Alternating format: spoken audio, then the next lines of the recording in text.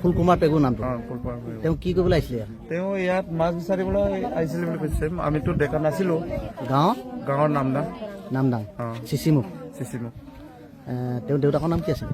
তাৰ স্বৰ্গীয় নৰসিং পেগু, মাকৰ নাম চেচন পেগু স্বৰ্গীয়। মাক বাপেক নাই আৰু। বিয়া বাৰু কৰিলে? বিয়া বাৰু কৰি ছোৱালী দুটা আছিলে। ছোৱালী ডাঙৰ ছোৱালীটো বিয়াই হ'ল।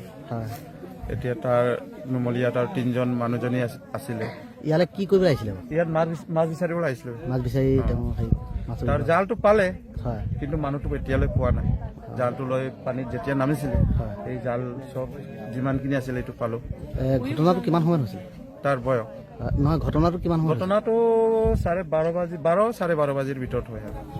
লগত আৰু কোনোবা আছিলে? লগত আছিলে, লগত যোৱাটো তাতে আছে, বিচাৰি থকা তাতে আছে।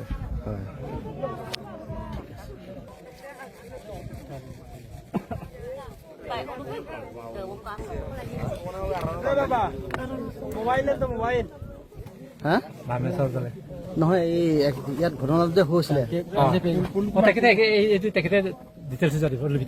ফুলকুমাৰ পেগু, দেউতাকৰ নাম নৰসিং পেগু, ঘৰ তেওঁ এই নামদাং। ইয়াত কি কৰিবলৈ আহিছিলে? এই লাঙি পাতিব গৈছিলে। লাঙি পাতিবলৈ আহিছিলে। লগত কোনোবা আছিলে?